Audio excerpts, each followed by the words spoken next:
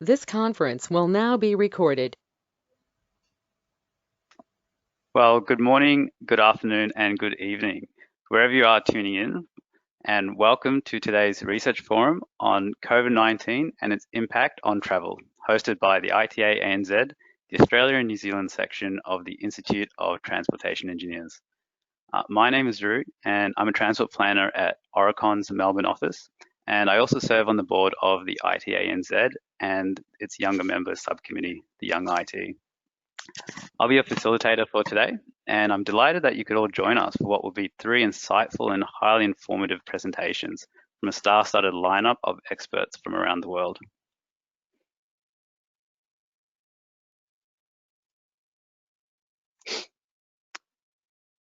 However, before we open the research forum, I would like to pay an acknowledgement of country on behalf of the IT to the traditional custodians of the lands of Australia and New Zealand, upon which this webinar is being held on.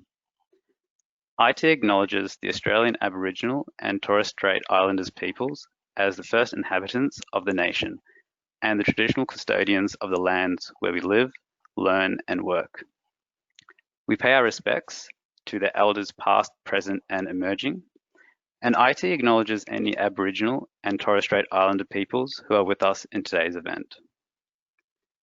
IT also acknowledges and respects the Treaty of Waitangi and the Maori as the original people of Aotearoa, New Zealand. We acknowledge people of Maori descent who are with us in today's event.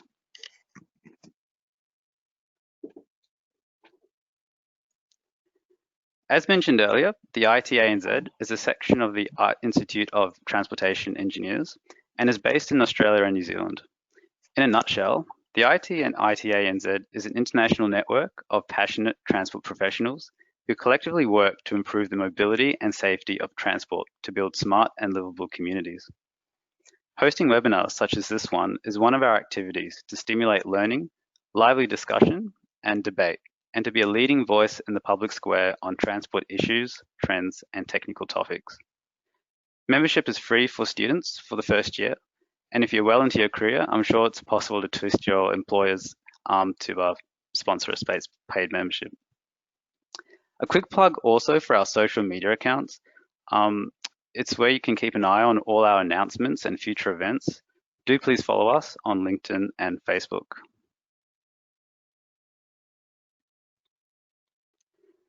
The ITE ANZ would also like to acknowledge our generous sponsors who, by their financial support, not only support the operations of the ITE ANZ, but also share in our ethos to improve transport and create a better world. We are proud to have Austraffic as our platinum sponsor. Sponsoring the Student Award, we're proud to have TrafficWorks.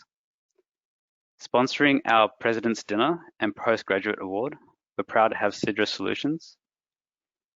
Sponsoring our annual breakfast is the RACV Club. And we'd also like to acknowledge our corporate sponsors, SMEC, Arup, and O'Brien Traffic. The ITE ANZ are always open to partnering with you and your company for a prospective sponsorship. So if you see a fit with us, then we'd like to hear from you.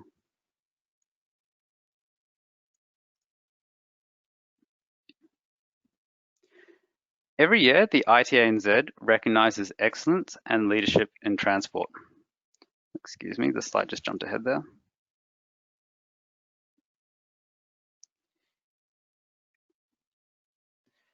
Every year, the ITE ANZ recognises excellence and leadership in transport through the presentation of industry recognised awards. Nominations are now open for 3 categories: the Contribution to the Transport Profession Award, the Sustainable Transport Award, and the Emerging Professional of the Year Award. Nominations are to be sent to our Secretary, David Nash, no later than the 25th of September. And for further information, please visit our website.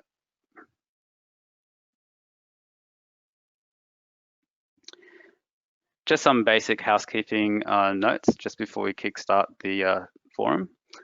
Please keep your microphones on mute.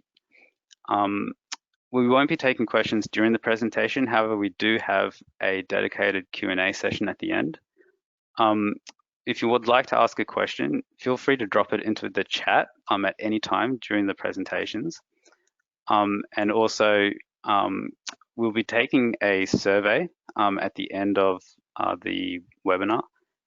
We'll kindly appreciate if you take 2 to 5 minutes of your time to fill out that survey. The link will be dropped in the chat as well.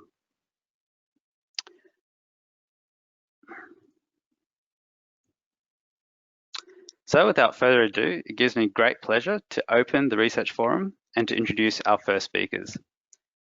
Speaking on the lessons for travel demand from past disruptions and the COVID-19 shutdown in Melbourne is Professor Graham Curry and Laura Aston. Professor Curry is a public transport research leader and policy advisor and directs the Public Transport Research Group at Monash University Australia, which in 2015 was identified as one of the top 3 research groups in the world in this area.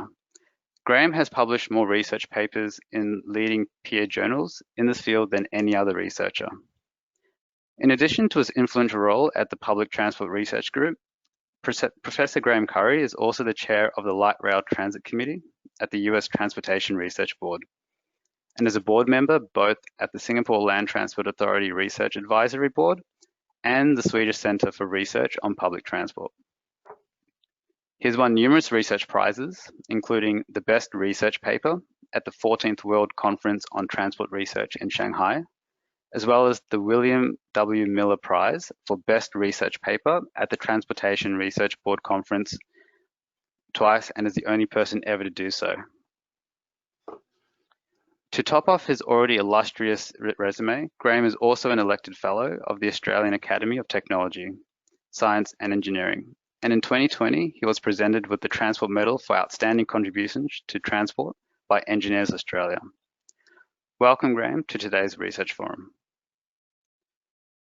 Presenting alongside Professor Curry is Laura Aston. Laura is currently undertaking her PhD in the Monash University Public Transport Research Group, where she's investigating the relationship between the built environment and public transport use. Prior to joining Monash, Laura gained experience in sustainability consulting in the private sector and experience as a transport planner for the Victorian State Government. Laura currently serves on the board of the ITE ANZ, focusing on promoting diversity and inclusion through ITE initiatives. She invites you to get in touch if you have any suggestions. Finally, Laura co-hosts the Researching Transit podcast with her co-presenter today, Professor Curry, and I personally highly recommend it if you're here today with an interest in transport research. So over to you, Laura and Graham. Thank you. Thanks very much, Roo. Good morning, everyone. Thank you for joining us. I'm Laura Aston. Just wait Roo, for the present. Yeah. Could you make us the presenter? Thanks, Roo. Yep, Thank that's you. ready to go.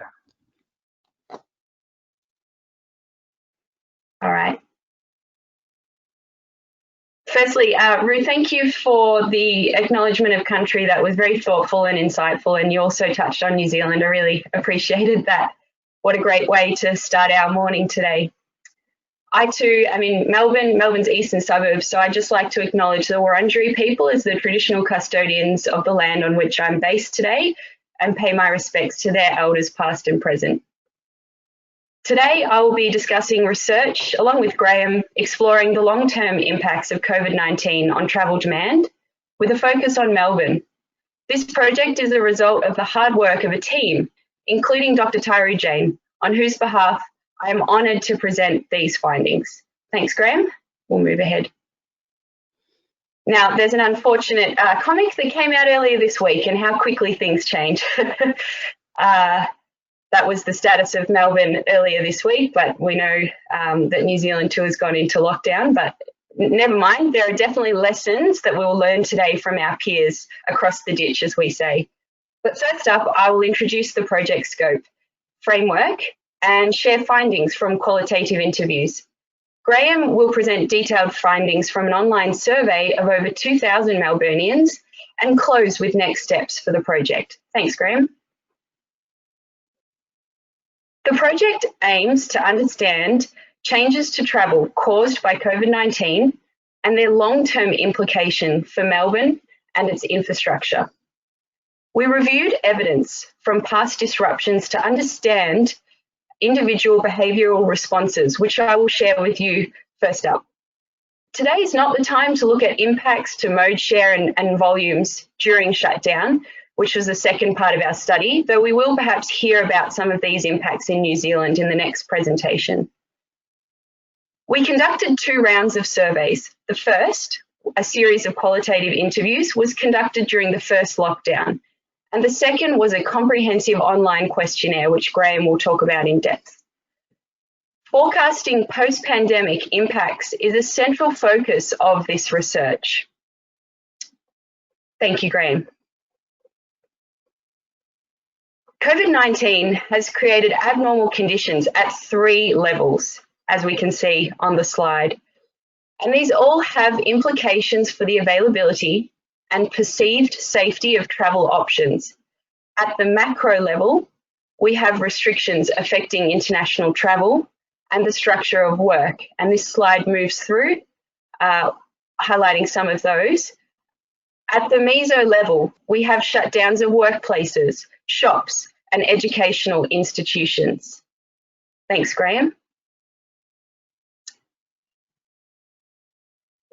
The impacts occurring during shutdown may influence travel in the long term, and we want to understand why.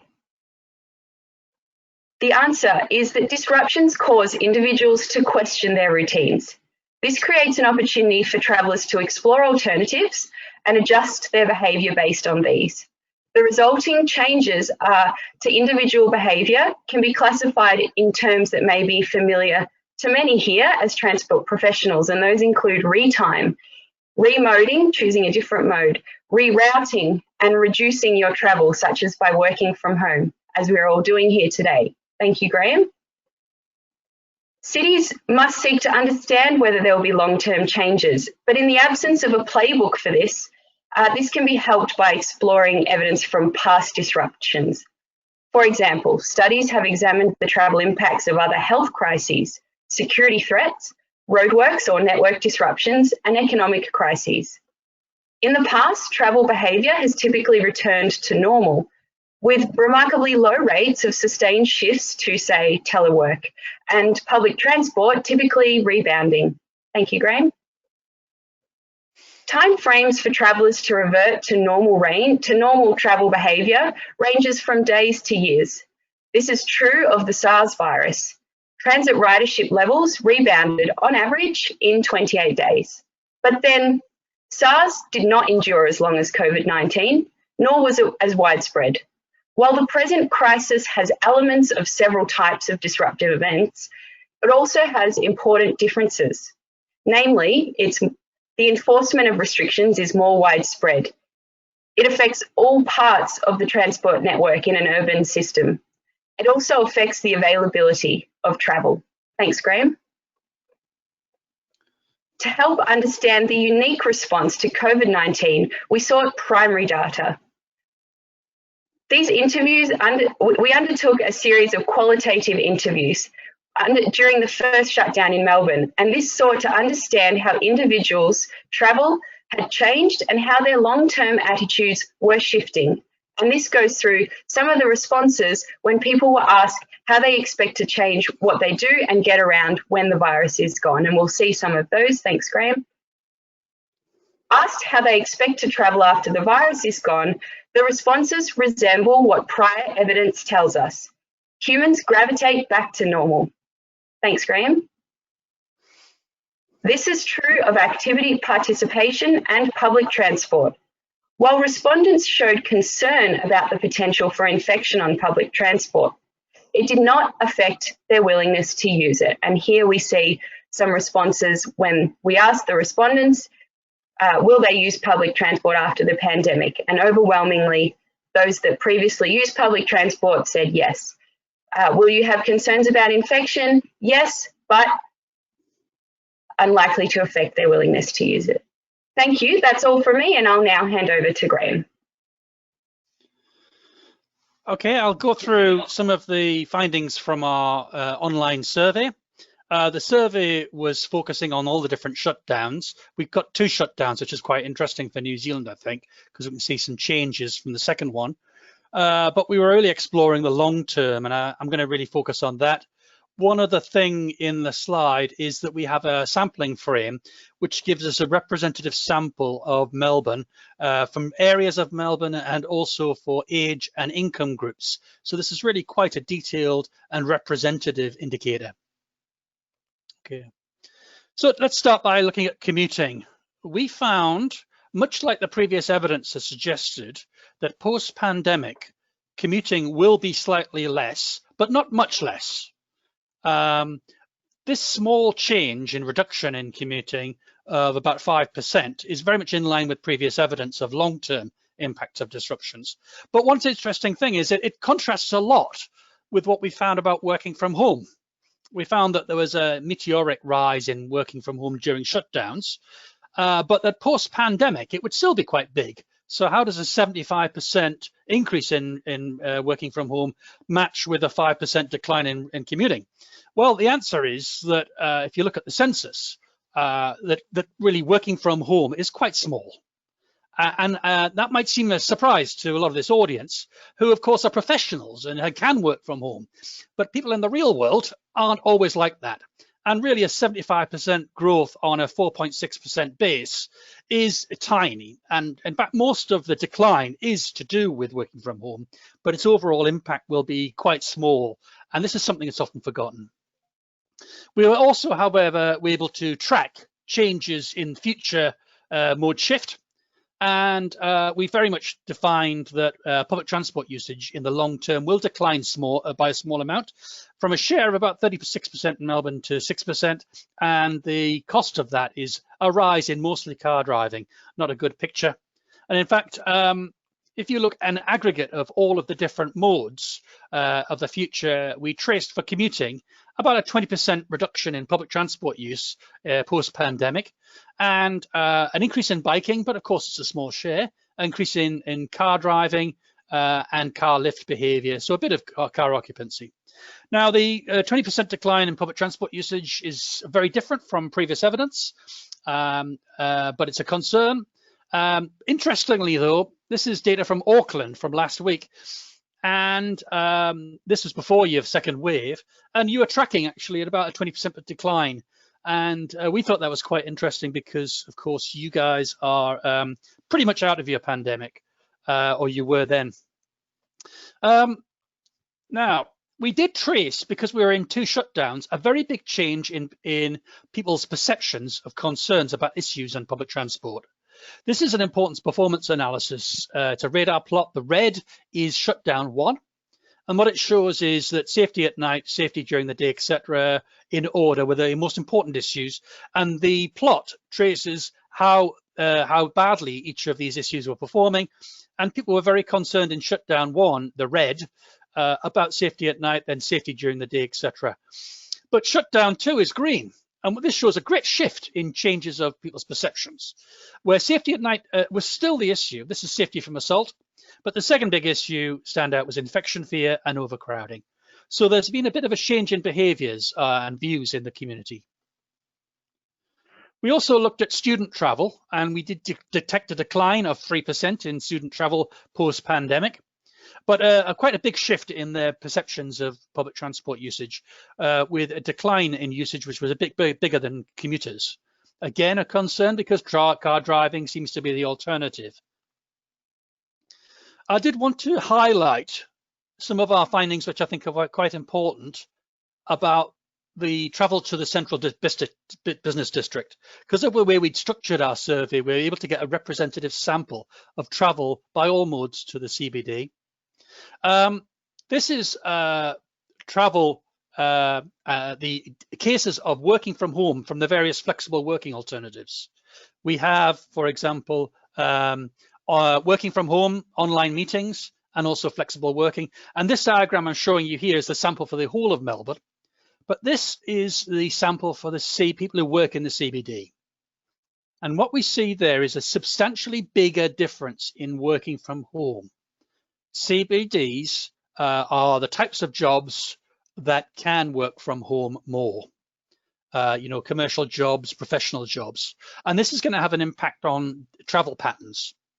And when we traced for commuting, On the left is the likely future self-reported travel by commuting. We see a net decline in commuting of CBD workers expected post-pandemic, which compares to a 5% compared to the overall city as a whole.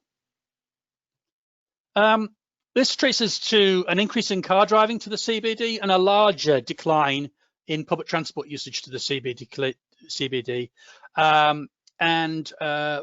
It's a good story for bikes. Again, they're a very small share, but it's a good story for bikes in all of this.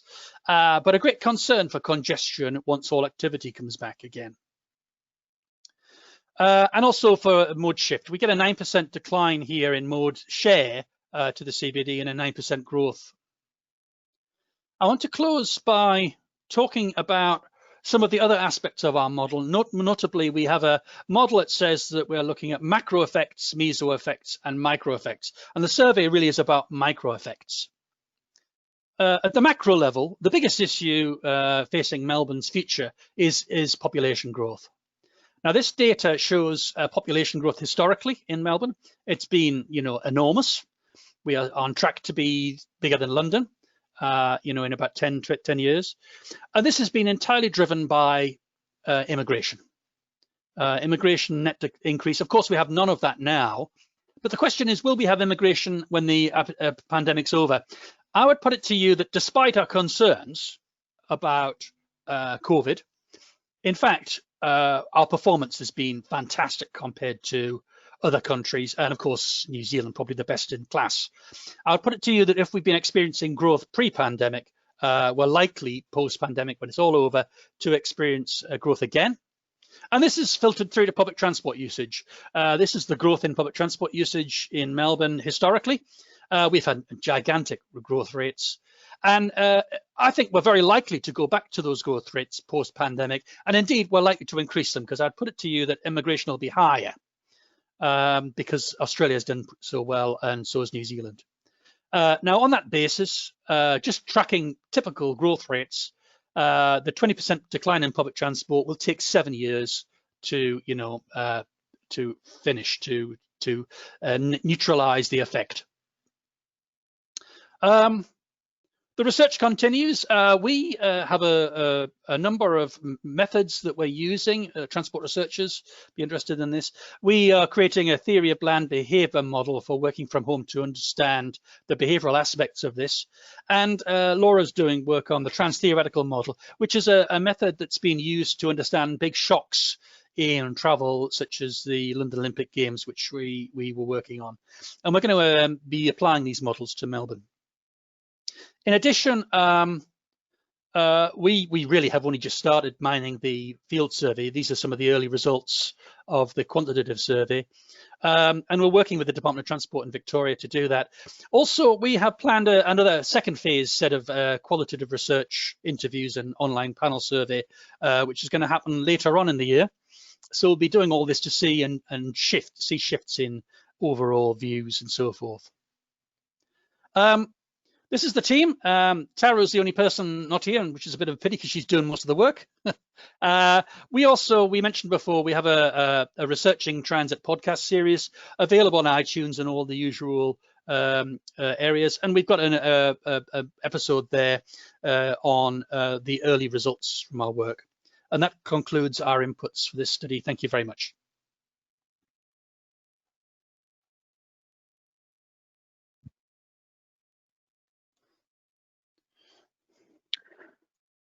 Thank you, Graham and Laura.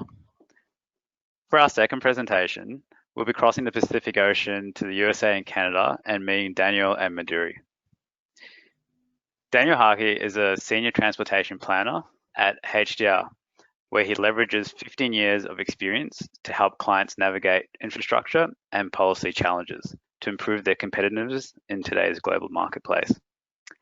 A nationally recognized transportation expert, Dan has helped clients in 25 states and 4 countries improve their economy and quality of life. Active professionally, Dan is the chair of the ITE's Urban Goods Movement Committee and the Transportation Research Board's Trucking Industry Research Committee. Additionally, he serves on the American Planning Association's National Legislative and Policy Committee And Dan has written over 20 articles for professional publications and has co-authored the American Planning Association's policies on freight, smart cities, and connected and autonomous vehicles. Presenting alongside Dan is Miduri Sierra. She is the Vice Chair for the ITE Urban Goods Movement Committee and is the Calgary Goods Movement Strategy Lead. She's a Senior Transportation Engineer with the City of Calgary Transportation Planning Division, where in her role she provides technical expertise on complex citywide transportation projects. And as a project manager, she delivers long-term transportation planning projects and strategies. Prior to moving to Calgary in 2015, Miduri has served in similar engineering roles at the City of Regina in Saskatchewan and the City of Phoenix in Arizona. She also has consulting experience from other prior positions in the USA. Miduri has a master's degree in transportation engineering from the University of Nevada, Las Vegas, and a master's degree in and a bachelor's degree in civil engineering from Jawaharlal Nehru Technological University. She's an active member in the local, national, and international chapters of the ITE, and is a recent graduate of the ITE Leadership Program. Her passion lies in bringing a stronger Canadian perspective to the ITE Urban Goods Movement Committee. So please welcome Daniel and Miduri Sierra. And just bear with me, I will make them presenters so that they can share their screen.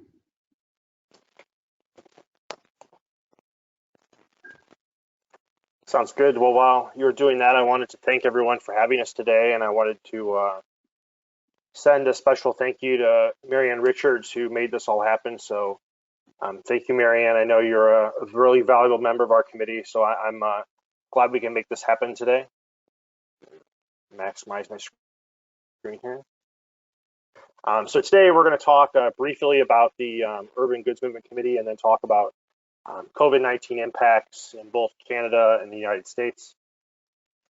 So a little bit about the Urban Good Movement Committee. Our overall mission really has three parts. We add value to ITE and the professions, so really focused on professional service. We try to help our members grow professionally, so we're really focused on volunteer, professional, and personal development. So making sure that people who volunteer get something out of our activities. And thirdly, our goal is to raise the profile of the committee, but really freight within the larger ITE community and organization, so that freight and urban goods deliveries are more integrated in our work. Every year, we put together an action plan that focuses on what we're going to accomplish for the year. So in 2020, we look to formalize our executive committee.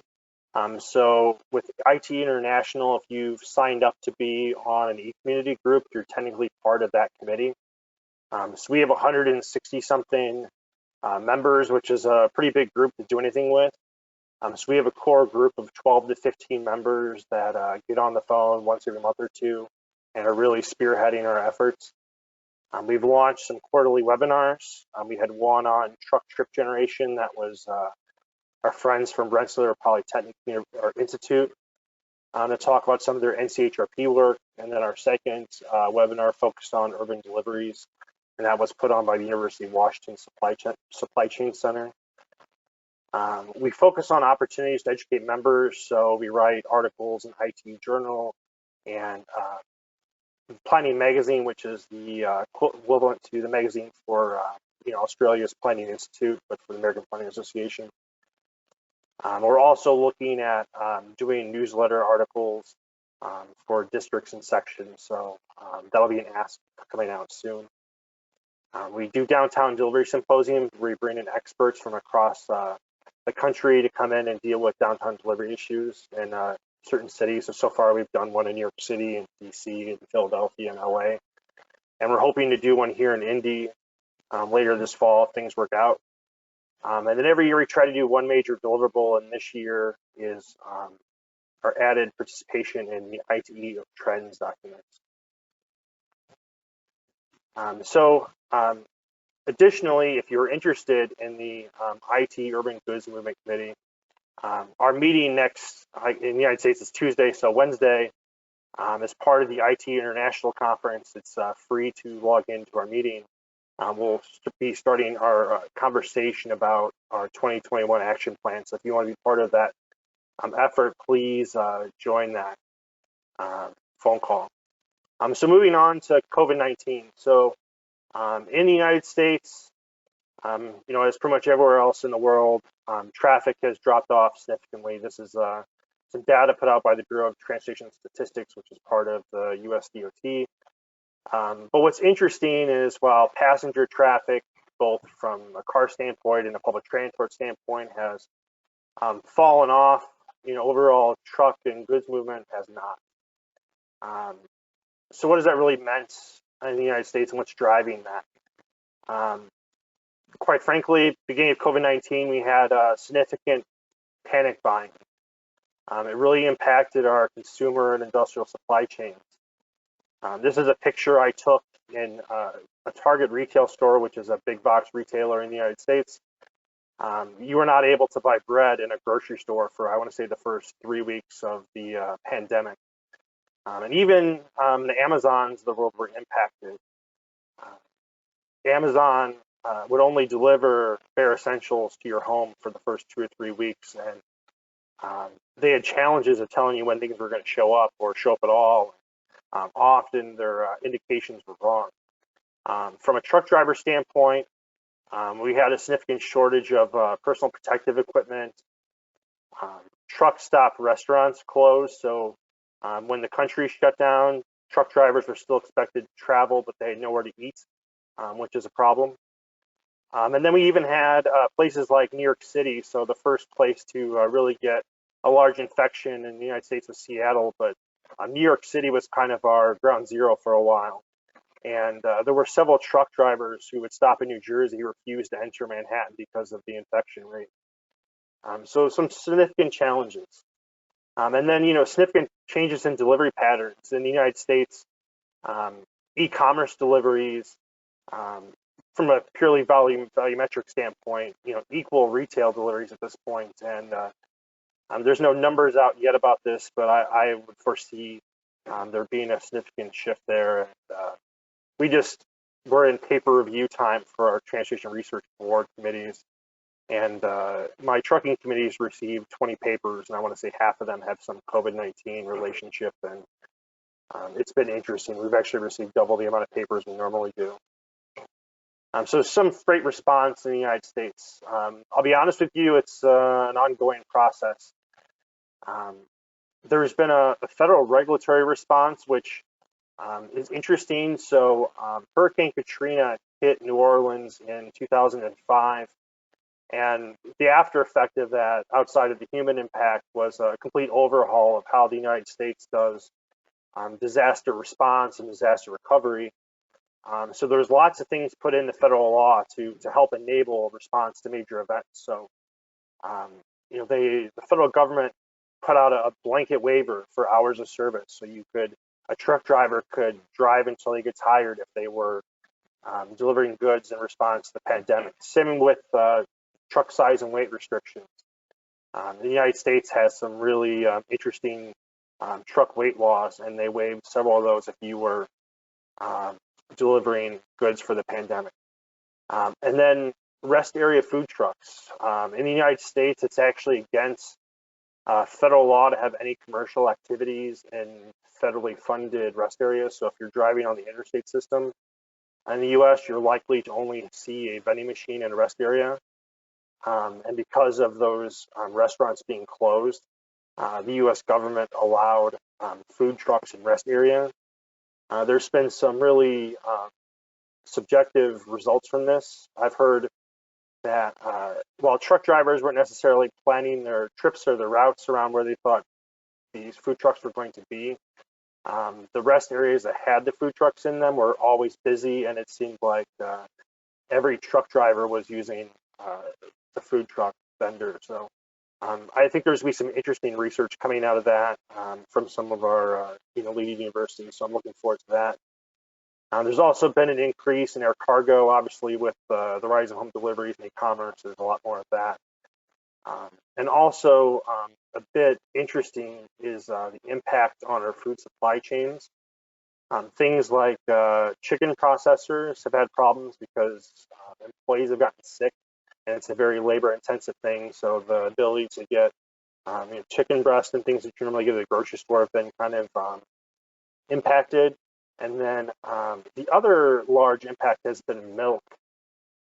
There's in the United States, there seems to be a industrial commercial supply chain for milk where you package milk to go to restaurants and schools and institutional type things, and then a supply chain that sends milk to homes and grocery stores, and never two shall they cross. So you had all this extra milk in the industrial chain and no milk in the consumer chain, and there was no supply chains were so lean that there was no crossover.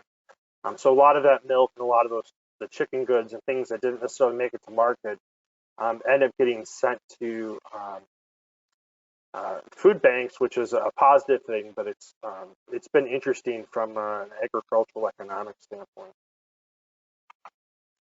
And then I'm going to turn it over to our esteemed vice chair to discuss impacts in Canada. Thank you, Daniel.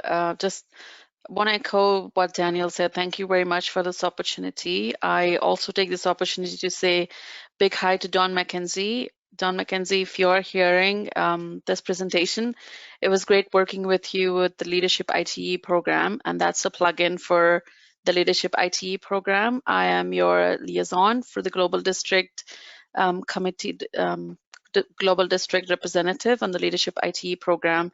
I will send you guys some information. If you are interested, please contact me. So following what Daniel said, I'm sure it's the same situation everywhere in the world.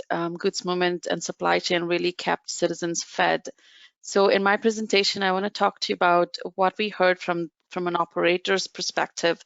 What did the trucking companies go through, and big supply chain companies like Canada Post, for example, what did they go through? Just a couple examples just to present that perspective. And Daniel, if you can help me with the slides, that'll be great. Yep. So here in Calgary, we have a Goods Movement Advisory Group. We engage our stakeholders on a regular basis. We have a very good representation of different aspects of supply chain and goods movement. Early in June, we've asked our stakeholders, what are some challenges you've gone through and how are you responding to it? So some of the challenges are, you don't typically expect a trucking company to have a work from home facility. They did not expect that that's something they need to do in their business, and switching from 0 people working from home to almost 75% of the employees working from home was quite a bit of a change, and that needed a lot of adaptation. They thought that was a welcoming change, but in the process of how they work every day, everything has changed for them. They have never imagined working from home, and they made it work, and they were really surprised at that and looking forward to continue that in post-COVID situation as well. And even on the operational perspective, on the road, of course, as Daniel said, there are trucking driver safety aspect was there. The challenges were there in providing facilities for the drivers. And when you talk to firms like Canada Post, the term they've used for the demand they saw was, it was like Christmas in April, because a lot of materials were arriving through post. They could not keep up with the demand. At the same time, their employees were reducing in numbers because people were taking off to take care of an elderly person or sick due to COVID or several reasons. So the industry itself had gone through a very unique set of challenges. To the next slide.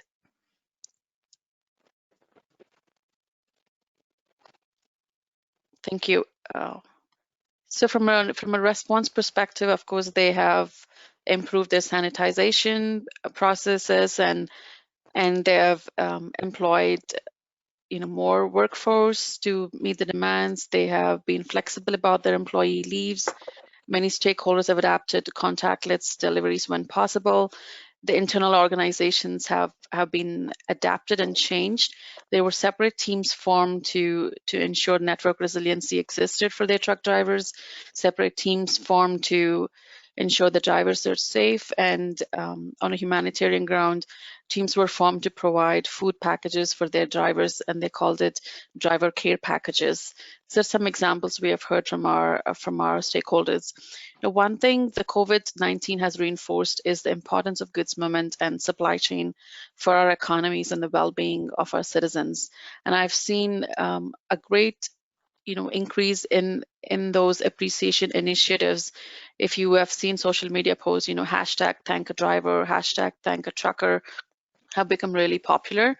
It's unfortunate it had to take a pandemic to really appreciate the work that's done by this industry. So in terms of Canada, from a federal government perspective, onto the next slide, Daniel. Thank you.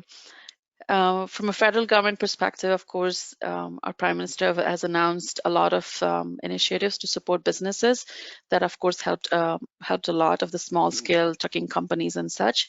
On the provincial level, they've responded tremendously, amending bylaws, as Daniel suggested, removing restrictions on weight or hours of operation, parking, or off-peak deliveries and such. Commercial vehicles were exempted by any road bans or interprovincial travel bans. The provincial governments have played a greater role in the management and coordination of essential goods and services throughout, and that includes storage of goods as well. For example, the province of British Columbia, if you've heard about Vancouver is in British Columbia. That province has created 2 separate units called Provincial Supply Chain Coordination Unit and a Provincial Air Service Coordinate Unit, just to coordinate efficient movement of goods and also distribution, transportation, and storage of such goods. And they've also kept rest areas open and built additional facilities when they were going through those challenges. On to the next slide. At the agency level, we have recently contacted several agencies here in Canada, and just to ask how they have responded to goods movement challenges during COVID. And at the agency levels, the problems are a little different. There's of course long haul trucking and the challenges of accommodating them. But within the CBDs or within the city networks, there was a huge rise in e-commerce, on-demand deliveries, including food deliveries. And as we launched it in stages, wherein the restaurants would just first open for pickup only, and then they would eventually open for some sort of an accommodation, and then eventually more accommodation. So agencies responded differently. And Vancouver, for example, had room to load program, and Toronto had a curb to program, wherein they have allowed for temporary parking zones and temporary curb pickup zones, and also extended their roadways for sidewalk patios to provide that support to the businesses. To the next slide. So within Calgary, we've been tracking mobility trends during this COVID situation. If you see this graph on the left that shows, of course, transit passengers, you could see a tremendous decrease in it as presented, by Graham.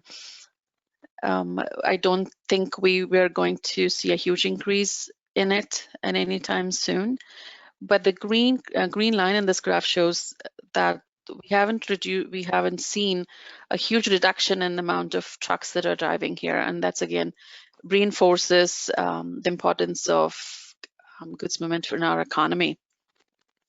And the graph on the right shows that we're on our way to reach our 2019 volumes for heavy vehicle trucks.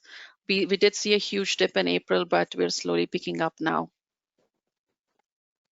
On to the next slide. So how did Calgary respond to COVID-19? From accommodating all modes perspective, like the earlier presentation showed, there was a huge increase in demand for bicycle and pedestrian facilities. If you have heard about Calgary, I recommend you Googling Calgary. It's a beautiful city with a lot of pedestrian and cycling facilities. With the social demand, and when summer hits, it's hard to keep Calgarians inside or Canadians inside the house. So we wanted to get out at a social distance. So to accommodate that, we have opened up our roads and we initiated a program called Adaptive Roadways, wherein half of the road would be open for pedestrians and bicycles. And to help with the on-demand food deliveries and pickups, we have allowed a 30-minute free parking for deliveries. And again, parking is a luxury in Canada, in Calgary. Our downtown parking is quite expensive. For us to do that, it's quite an initiative from an economic perspective. And of course, allowing delivery vehicles in pedestrian malls. We have a corridor called Stephen Avenue in Calgary, which is a pedestrian-only zone. We did allow delivery vehicles to get in particular hours to allow businesses to support for businesses. We have relaunched in stages, so we're continuously being flexible and amending those just to help our stakeholders. And one thing we have done is we kept in constant touch with our group of stakeholders and trying innovative ways to keep them engaged.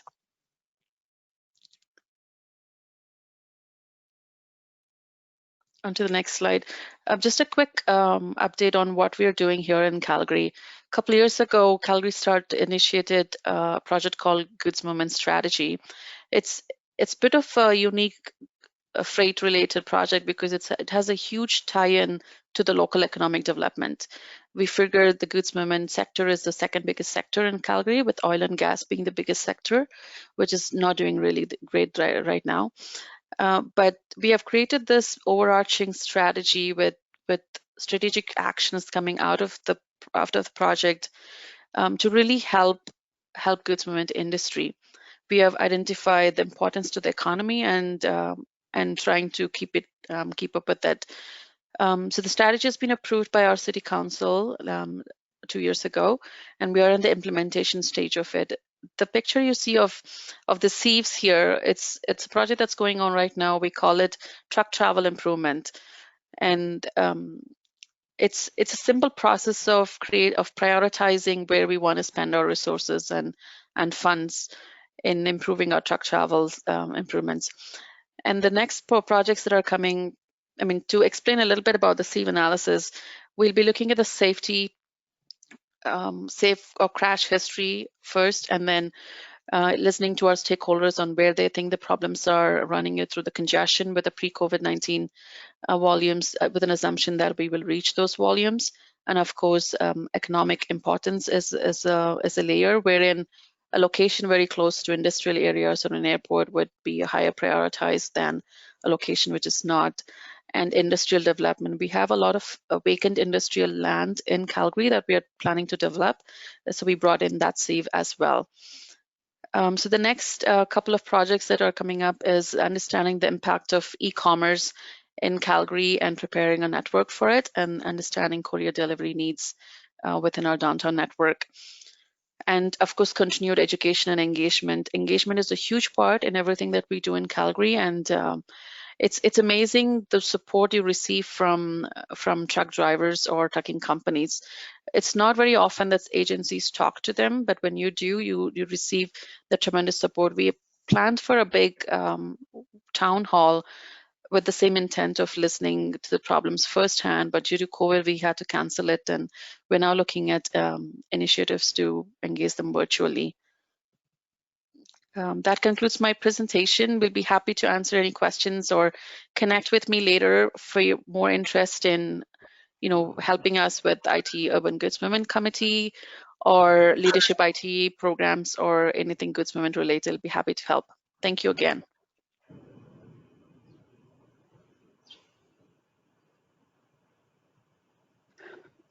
Thank you, Daniel and Madhuri, for sharing those impacts of COVID-19 that you guys have seen in the USA and Canada, and particularly that unique insight into the impact the pandemic has had on the freight sector. I think it's often an overlooked component of the transport network, in my opinion.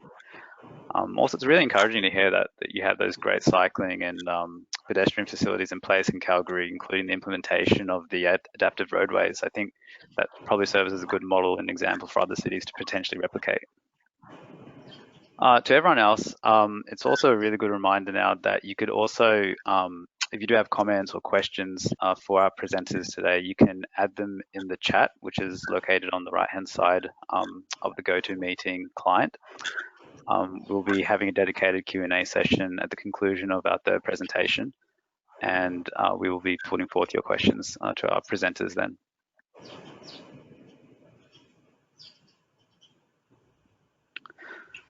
Our third and final presentation, for this we'll be crossing the ditch to New Zealand. We'll be hearing from Doug Wilson and Amanda Kananke.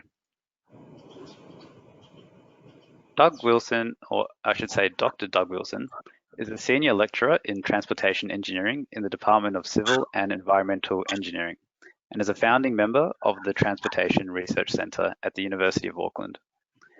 Doug attained over 15 years of industry and professional civil engineering experience, working for government and private consultancies prior to becoming an academic. From 2008 to 2017, Doug led the Transportation Engineering Group and currently is the director of the Transportation Engineering Labs. Doug's research is strongly applied and has been very successful in gaining external research funding, having been awarded over 30 career research funding contracts totaling $16.3 million from a number of government departments and agencies. Doug has directly supervised over 85 research students and has published over 25 journal publications, over 85 peer-reviewed conference papers, and has presented at over 20 invited speaker presentations. Before I continue with Doug's biography, could I just please ask if everyone could mute their mics, please? I think someone's mic is still unmuted. Thanks. Doug has more than 18 years lecturing experience at the University of Auckland in transportation and traffic engineering, and his various research interests range from traffic and road safety, pavement surface characteristics, recycling of materials, road condition and material equipment testing and monitoring, laboratory testing methods, and future sustainable and intelligent transport systems. Presenting alongside Doug will be Amanda Kananke. Amanda is a full-time civil engineer at Jacobs in New Zealand. She is also pursuing a part-time research-based master's degree at the University of Auckland in transport engineering, being supervised by Dr. Doug, and where she is focusing on the very topic of this research forum, actually. Her paper is entitled Travel Behaviour Impacts of COVID-19 and Road Safety Outcomes in New Zealand. Her research focuses on the impact of COVID-19 on travel behaviour and mobility, as well as the impact of COVID-19 on road safety outcomes in relation to crash rates, crash severity, and types of crashes. So over to you, Amanda and Doug. And I'll just give you presenter rights. Yep. Thank you, Amanda. Thanks, Ro, for the introduction. So we had some really interesting facts about what's happening around the world in terms of the impact of COVID-19. And now I'll share you a bit of information about travel behavior and mobility impacts of COVID-19 in New Zealand particularly. So the outline for today's presentation is for everyone joining in from overseas. I'll give you a quick rundown of the events that happened in New Zealand following the announcement of COVID-19, especially the restriction levels that we went into, and then we will look at the survey that we conducted to get some in-depth information about the travel behavior impacts of COVID-19. And also after that, we will look at some actual data for traffic volumes, the speed and road safety implications in terms of crash data. And before we finish it off with a few key findings, we will also look at some future insights that we've collected from our survey participants. So to introduce, as we all know, in March 11th, 2020, the World Health Organization recognized COVID-19 as a global pandemic, and following that, and also following the identification of COVID-19 cases in New Zealand, the New Zealand government imposed certain restriction levels. And onto your right, as you can see, this is a chart of mobility trends sourced from Apple Maps. So, and I have divided the chart into the different restriction levels that came into place in New Zealand to give you a quick summary of the general mobility trend that you will see from here in after. The only concern that I want to mention about this Apple Maps is if you're not a fan of Mac operating systems like I am and don't carry an Apple device with you at all times, your mobility will not be tracked here. So we wanted to check the credibility of the trends shown in this data, shown in this graph, and what we did was we compared this against the actual data that we've collected for our traffic counts, and we realized this is credible enough and it shows the same trend as the actual data that we've collected. But we'll look at that later on in more detail. So if we just focus on this graph, the graph actually shows driving, walking, and transit, all three modes. So the pre-COVID level was from Jan 13 to around mid-February, when people in New Zealand knew, yes, there is something called COVID-19 going on around in the world, but was not so concerned in New Zealand. And during March, this is called the March Madness, because usually in March we expect to see a high mobility rate. That is when people come out of their holidays, the universities start, the school starts, so there is going to be a high mobility rate. But this year, to top that off, during March, people in New Zealand actually knew that we were soon going to be in lockdown, and they started fearing for things that they had never feared for before, like in most countries. And obviously, there were a few more journeys to the supermarkets to get the necessities and stock it up before we went into lockdown. So that might have had a bit of an effect on the spike in the mobility rates during March Madness. And following all that, on the 25th of March, New Zealand went into alert level 4, which is the most restrictive type of alert level that we've had in New Zealand, which meant that you were only allowed to travel outside of your house for essential services, or if you are an essential worker. And that sort of lasted for around 4.5 weeks, and you can see around a 90% drop in the mobility rates because of those government restrictions. And then from alert level 3 to 2, you can see a slight increase in the mobility rates. And on the 8th of June, we heard the most beautiful words that we could hear during this year, I think, in my opinion, that is that the government is confident that there is no community transmission and we can finally get back to our normal lifestyles. So from 8th of June up until just yesterday, we were enjoying that freedom. And as you may be aware, just yesterday we went into level 3 lockdown back again, just Auckland into level 3 lockdown and the rest of the country into level 2 lockdown, because of the identification of a few more cases in New Zealand. So the survey that we carried out, and these are some of the survey forms that we used, it was an online survey done using the Qualtrics software, and we actually surveyed all of New Zealand. We carried this survey in conjunction with the New Zealand Automobile Association, commonly known as AA. And our survey included 4 different time periods and 25 questions. So the 4 different time periods were the normal behavior before the COVID-19 outbreak, and the travel during alert level 4, and the travel behavior at present. At present means at the time that the survey was released, that was around 22nd of June, and the future travel behavior, what are our participants expecting their travel behavior to be in the next 6 months. So out of the survey analysis that we did, because of the time constraints that we have today, I want to focus mainly on 2 things. One is the traveling to work trend, and the other one is the mode usage for traveling to work.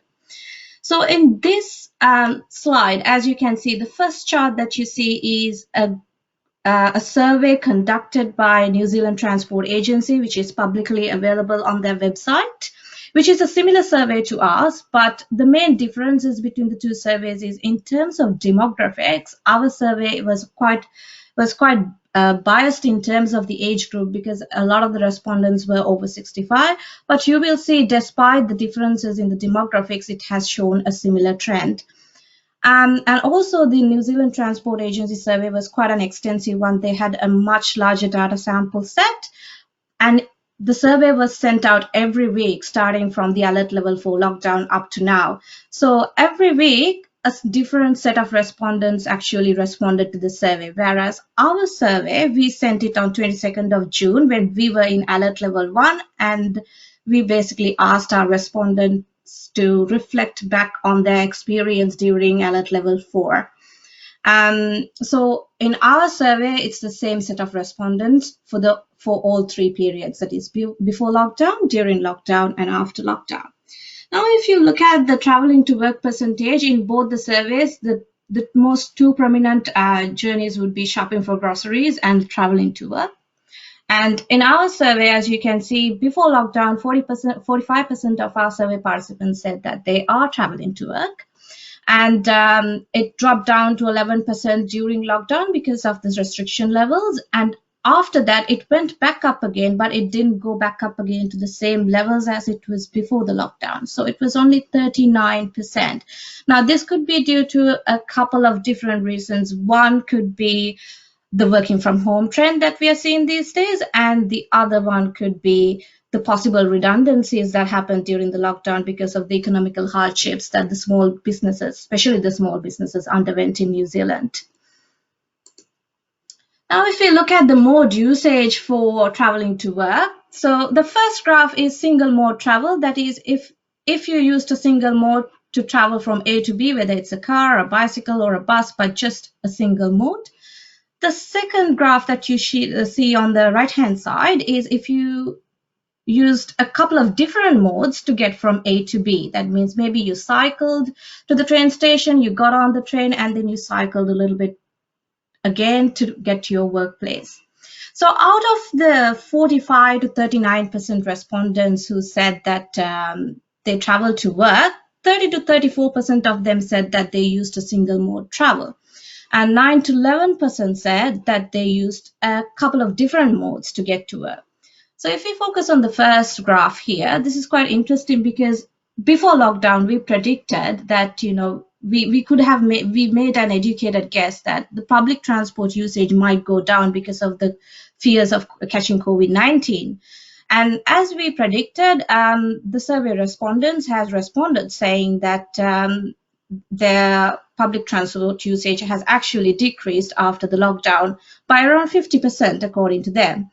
And active modes is also quite interesting because for active modes, we thought because active modes is one of the most safest modes of travel during this COVID-19 crisis, and during lockdown, a lot of people would have used active modes, and they might have developed a likeness towards it, and we might see an increase in the use of active modes. But the data suggests otherwise. It has been quite steady throughout the entire period. And finally, the private vehicle usage, again, another surprising fact, because a lot of the people that I've spoken to have expressed a likeness towards working from home, and that's the preferred choice of many people, at least 2 to 3 days from home, working 2 to 3 days from home. And in here, you can see that although a lot of people have expressed their interest in working from home, and we expected, because of this trend, we might see a decrease in the use of private vehicle, but actually, it's quite the opposite. And I think we saw a similar trend in Australia as well when Graham was presenting. The private vehicle usage has gone up by 2% after lockdown. And if you look at the next graph for the mode share travel, you can see that the private vehicle, people who use private vehicle and active modes has gone back down to the same levels as before. So it was 10% before lockdown, and now it's 10% after the lockdown. But if you focus on the blue color line and the white color line, which represents private vehicle and public transport and active modes, both those have decreased after the lockdown by a significant amount. And we believe that is because there is a public transport component included in those journeys. And we have seen a common trend towards the decrease in public transport, and hence those mode share journeys have decreased. That's the best conclusion that we can make out of that data that we've collected.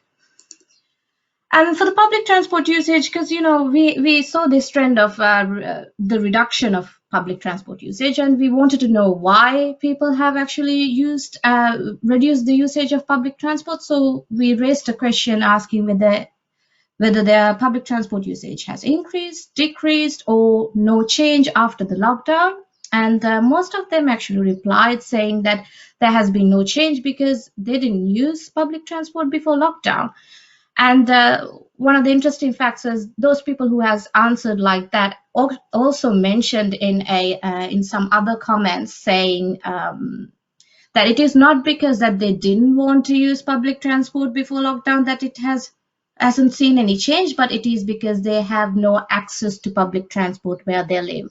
And that is one of the major problems in New Zealand. Like, we do have public transport systems in major cities across the country, but a lot of the time in regional areas, there is no public transport network, a proper public transport network.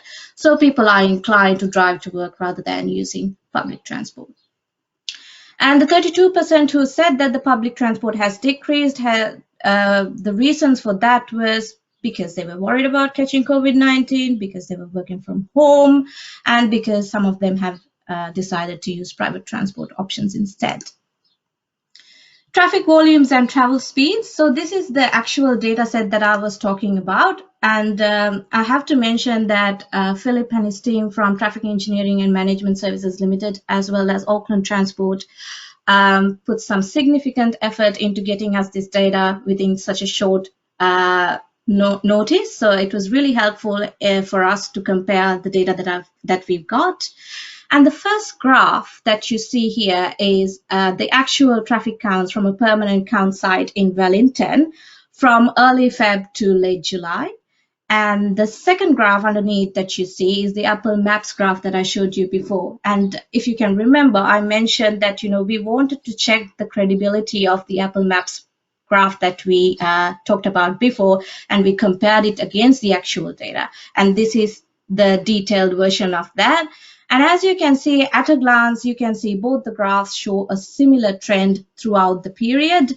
During the March Madness, this graph has shown like a 2% increase in the mobility levels or in the traffic counts. And during alert level 4, there was around a 98% drop in the mobility. And also the Apple Maps graph also shows that there has been a 90% drop in the mobility. And during alert level 3 and alert level 2, the mobility trends have gone up, the traffic counts have gone up, and it has almost gone back up to what it was before.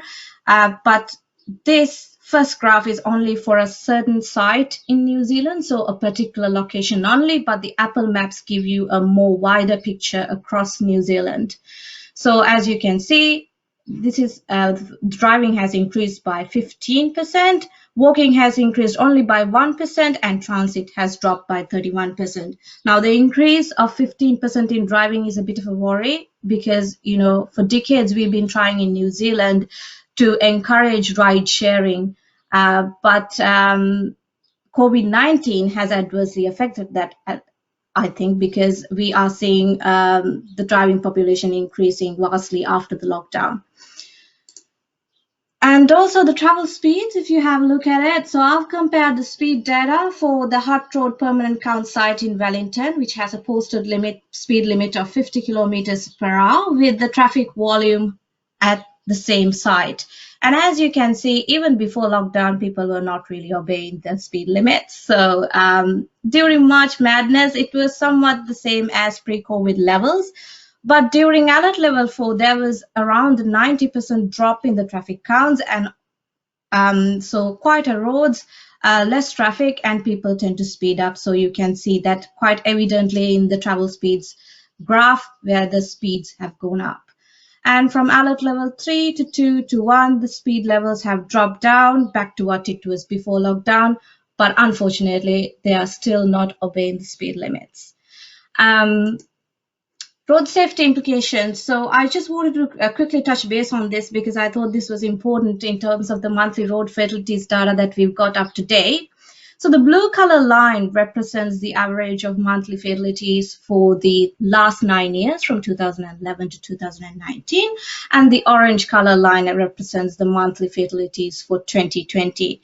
So as you can see, April was the month when we were in full lockdown, and as expected, because the traffic counts were down by around 90%, of course, the fatalities were also down by a significant amount. But you have to note that although the traffic counts were down by 90%, the monthly road fatalities were only down by around 68%. So it is not down by the amount that we would have expected it to drop by compared to the traffic counts.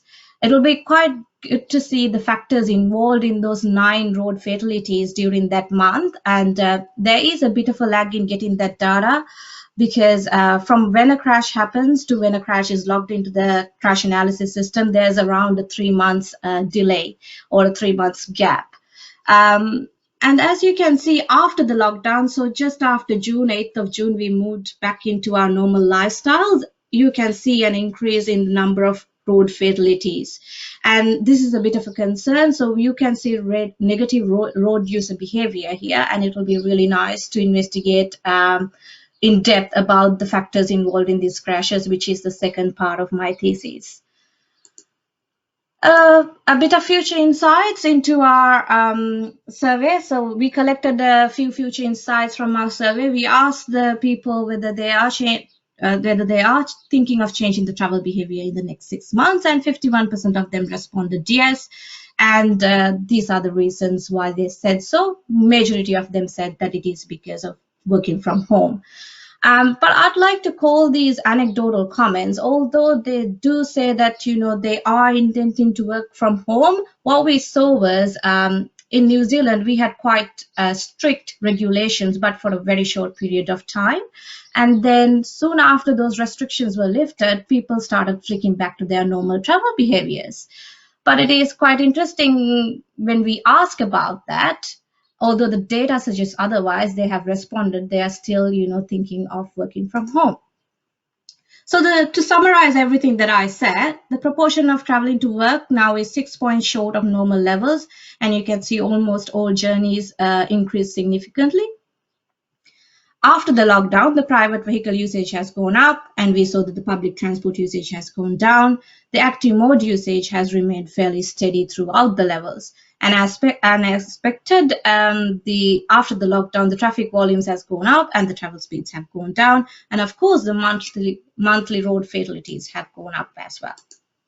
So what can we conclude from all of this? Yes, we had quite strict regulations in New Zealand, but we had it for a very short period of time. So like I said, people start returning back to their normal travel behaviors quite rapidly.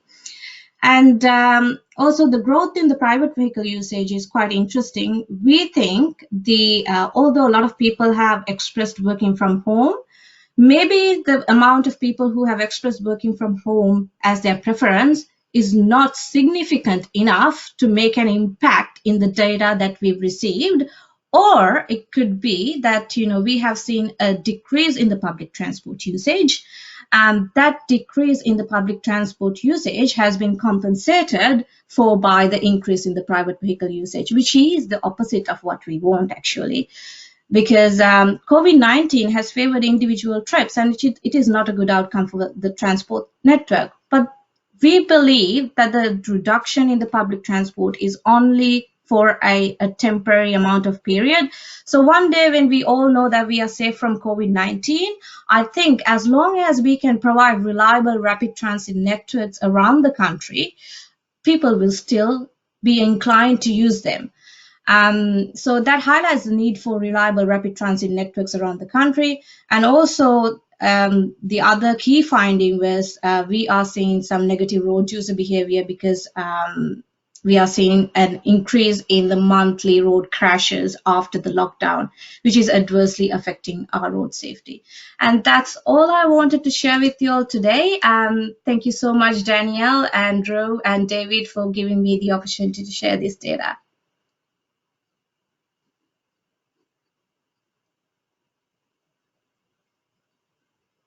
Thank you, Miduri, and thank you, Dr. Doug, as well. That was really fascinating to see and hear about research that is honed in and very specific on the COVID-19 impact on travel. We have about 15 minutes remaining in this webinar, so we'd like to get through as many questions as possible. So we're going to launch right into it. A lot of them have come through the chat, so thank you everyone for listening attentively and thinking of really good questions to ask our presenters today. We're really fortunate to have a diverse and really informed and experienced group of presenters to ask these questions to. So let's get right into it. I'm going to start with some questions that came in at the start of today's research forum that were directed to Graham and Laura. So beginning with David Nash, actually. David asks, wouldn't the people with more potential to work from home be more likely to be transit users? I suppose he's looking to see whether there's been any trends or patterns of the like in that regard. So Graham Curry here. Yes, that's very true. I just didn't include that slide, David. I'm terribly sorry, but we have a lot of material on this, on the individual behavioral changes. And yes, work from home is more common for public transport users because, of course, public transport users focus on the CBD. I showed the CBD results because it has wider implications for the CBD areas as well as for public transport. But you're right, public transport users also are affected by working from home, which is why we're getting the shifts that we see in behavior. Ajit asks a question here regarding working from home. Perhaps it's kind of like looking into a crystal ball, but maybe he's looking for some expert opinion on this. He asks, what is the timeline we're speaking of in terms of between the pre, post, and the lockdown periods? Anecdotally, working from home is disproportionately taking commute off PT compared to car commute. Anecdotally, working from home is, sorry, he just repeated that. Then he goes on to say, while aspirations might be for some people for a significant increase in private vehicles driving to the city each day, what's the actual capacity of the network and CBD parking facilities to accommodate this? Those that want to do have probably haven't tried to drive into the city. Yes, so our timeframes, firstly, the various lockdowns and post-lockdowns, and we still got the virus, but we're trying to be active. Those are all laid out in differently for different cities, but they follow the timelines of those cities. But our main timeline is post-pandemic, which is what we're really interested in when the virus is gone. And if the question is when is that, I have no idea, matey. It could be a year, but that's what we were interested in because it's the ultimate question about the future. Now, the rest of the question was about a very good question, I think, about the capacity of CBDs in particular to handle the growth in car usage, parking, and so forth. Now, we haven't actually seen this problem quite yet because we're still not at full volume of activity. Even in New Zealand, I think your stage one wasn't quite at full activity. But as soon as we start getting the economy back into action, we're going to face a big problem because car usage is obviously increasing and we'll suddenly face these capacity challenges. Yes, now we're going to get a secondary effect there because literally people will be trying to drive and they can't, and the roads will stop. Now that's something to be avoided. It rather implies people might in the long term be thinking about working elsewhere if they have the opportunity. It's a real big economic constraint on the future growth, particularly of CBDs. So the idea that we would encourage employers to have more working from home during that period where we're trying to readjust makes a lot of sense. And certainly travel demand management, rather than being a nice to have issue at the edges of planning for our cities, becomes at the core of what we're trying to do to better manage demand and cities for the future. Thanks, Graham. A question for Daniel Amaduri. Chris Truman writes in with a two-part question. He asks a question about cargo bike delivery, particularly for last mile transfer. It has shown great promises in parts of Europe, and one company has had successful trials in Florida pre-COVID. What's the long-term potential post-pandemic to help reduce city congestion? And his second question is, do you anticipate that post-COVID there will be a reluctance to reintroduce the bylaws? So maybe I'll start and then pass over to Madhuri to talk about some of her Calgary experience. I think cargo bikes, and see the trend in the United States, it seems to be that from a freight perspective, all the really cool stuff happens in London and the Netherlands, and then it comes over to the United States and it pops up in places like Florida and DC and New York. And I've seen a lot of cargo bikes in DC. I've seen a lot of cargo bikes in New York. I think as we see more and more deliveries, and it's not just e-commerce, it's restaurant orders and groceries. And I know we've been a big Amazon family for the last couple of years, but there's not a day that doesn't go by that we don't get a couple parcel deliveries and probably a DoorDash restaurant delivery and a grocery delivery twice a week. So delivery vehicles are getting smaller, just not just with cargo bikes, but in general. So you're getting less big trucks, so you're getting improved safety, but you're getting more volume of trucks and more volume of delivery vehicles. And then to your second question, so in the United States, there's been really three regulatory changes. Two of them, truck size and weight and hours of service, are outside of disasters, are they're the political third rails of freight planning. And I don't see those two things changing anytime soon in the United States. They've been trying to change the truck size and weight laws for the past 30 years in the United States, and it's a very political. It's a really tough conversation. And then the food truck regulatory changes. I think we're going to see something, especially as electric vehicles and things come online. The restriction, I think, for commercial activities and rest areas may come off. But Madhuri, what do you think about cargo bikes and Calgary? That's a great question. Yes, cargo bikes have a lot of potential from a sustainability perspective, both from an environmental perspective as well. And what we have found during COVID, sorry, you want to say hi, just say hi. Sorry, my 7-year-old just wants to peek in. Now go. Yes, cargo bikes, we did look at that as part of our goods movement strategies. It's one of the strategic directions that came, is to encourage more sustainable modes. And a couple of years ago, we have implemented cycle tracks in downtown Calgary as a pilot project, and it's been a huge success. So we have done a little research on if can we leverage cycle tracks for goods delivery using cargo bikes. There is appetite, but we haven't done a thorough research or survey of the businesses in downtown if they're willing to take it. A couple of things are, if it's a food delivery, can the food be fresh and warm if we're looking at a DoorDash kind of delivery? But with everything with COVID, I think what seemed like a distant future in goods movement is coming sooner than later. So I think cargo bikes is one of them. And your second question about regulations on trucks, I think everything has been so far as a response to COVID. How much of them will be permanent after that is a good guess right now.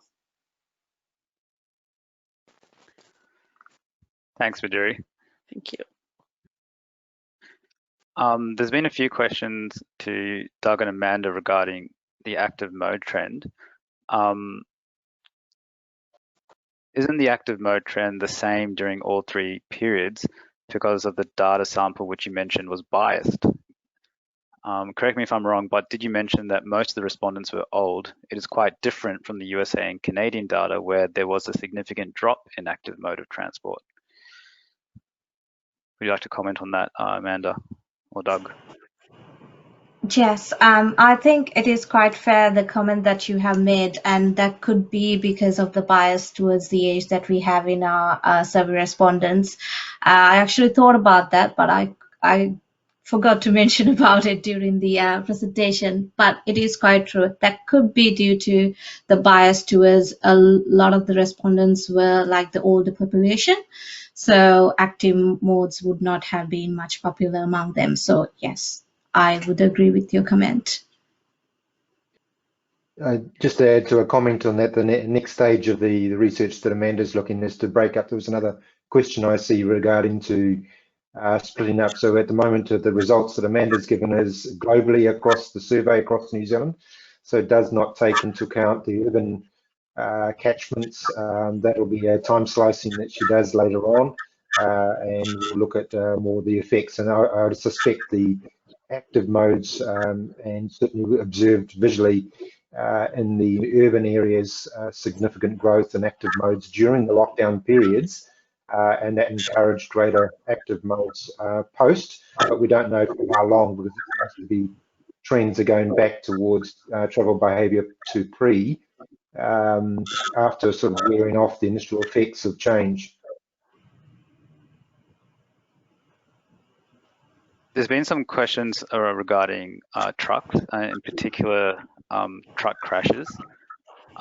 Nick asks to Amanda and also to Daniel and Maduri, with their expertise in freight, what has happened with truck crashes? Has there been an increase or a decrease? So again, I just wanted to quickly touch base on that, but we haven't done a detailed analysis of what sort of crashes were those, whether those were truck crashes or other vehicle crashes. So we will dive into that a little bit more later on, in a couple of, maybe in the next month or so. Like I said, there is a bit of a lag in getting this data into the crash analysis system to look at, you know, all the details of each crash. So it has that part hasn't been completed yet, but we'll be looking into that. And if you're interested, once I've looked into that, I'm happy to share that information with you. And I think in the United States, you know, overall crashes in general, there's, before we started to come back and reopen, there was a significant drop in overall crashes from just a volumetric standpoint, but the crash rate went up and crash fatalities went up because people were driving faster and you know, the roads were pretty open. So you know, overall truck crashes, I'm not 100% sure, but I know there's been some initial information out there from the American Transportation Research Institute, which is the research arm of the American Trucking Association. And they have access to GPS truck probe data, and reliability and travel times have increased significantly. So I would say that would indicate probably less truck traffic or truck crashes, but we'll see.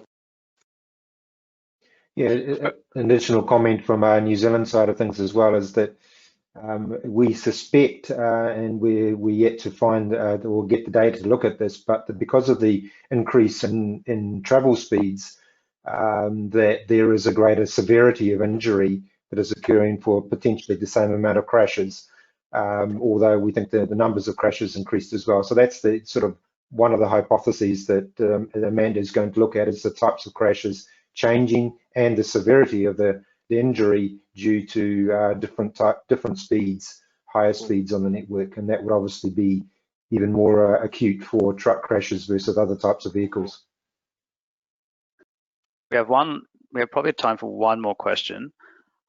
Catherine asks, and this is probably one that any of our presenters could chime in with. She says travel to school could change if more kids switch to local government schools. They can walk or ride to if they had private school fees become more unaffordable in the economic downturn. How can we get transport planning to plan more for kids' school travel rather than just focus on travel to work?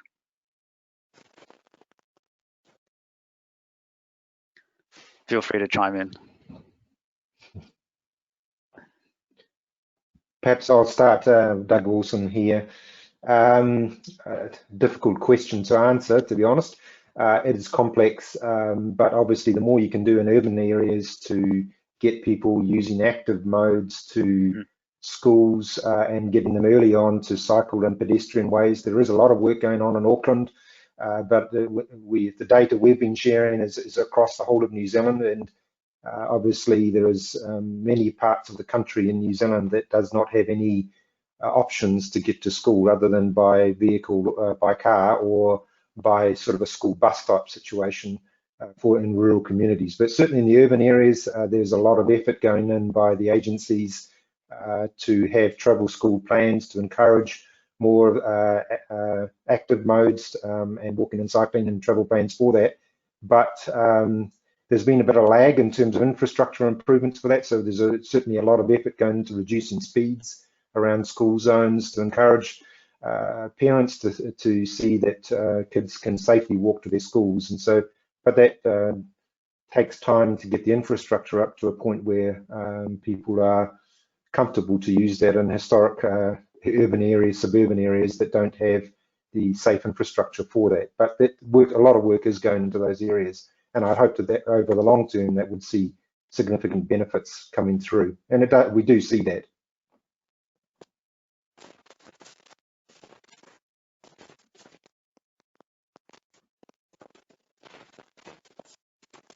Okay.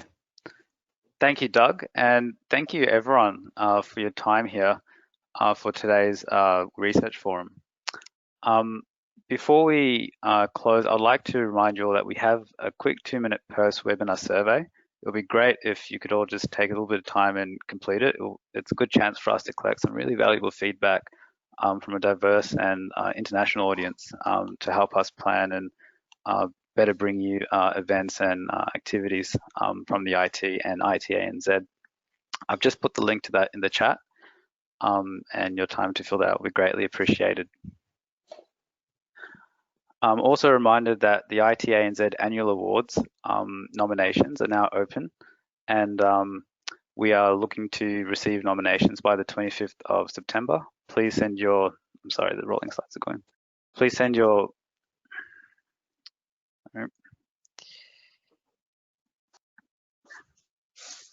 sorry, it's a bit of tech issues out. While he's doing that, well done, Roo. It's been really excellent, and thanks to all the speakers. I think this is one of the most interesting and wonderful little exercises we've ever done from all around the world. Thank you so much. And very informative.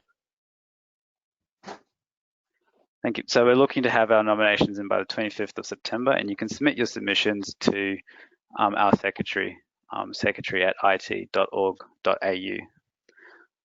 Please thank me. Please join in thanking all the presenters today. We've had Doug Wilson, Amanda Kanake. We've had Laura and Graham, as well as Daniel and Maduri from the United States, Canada, New Zealand, and Australia. A truly international representation here today to discuss the COVID-19 and its impact on travel. Thank you all again. Stay safe, and we look forward to seeing you in the next one. Bye for now.